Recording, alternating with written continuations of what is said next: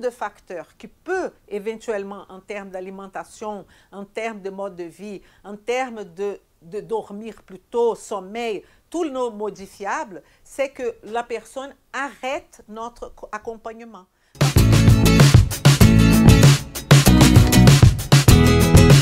Vem comigo! Et quand on arrive à la maintenance, on a le 6e moment que je vous ai parlé, qu'on appelle la rechute.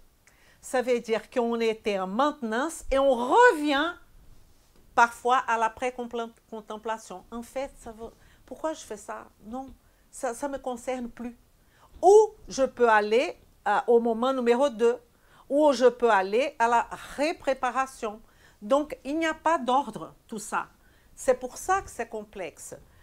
Ce n'est pas linéaire. Donc, on peut partir de préparation et revenir après contemplation. On peut être en préparation et aller tout de suite à la maintenance. On agit et on commence déjà à faire la maintenance. Parce qu'il y a eu un élément déclencheur, comme mariage par exemple, que tout de suite, j'ai décidé de faire les choses. On peut aller aussi du 5, maintenance, et revenir après contemplation.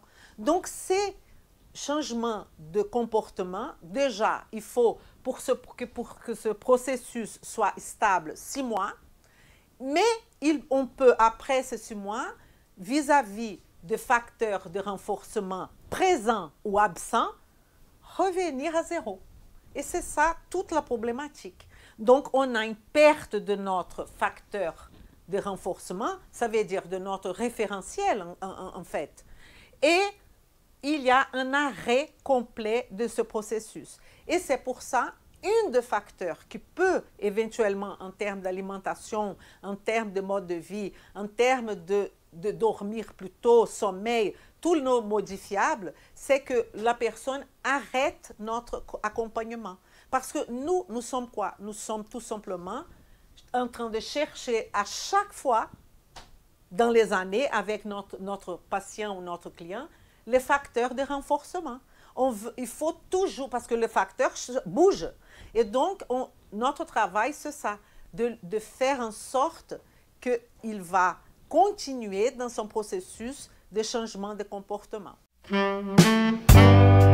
Vem comigo!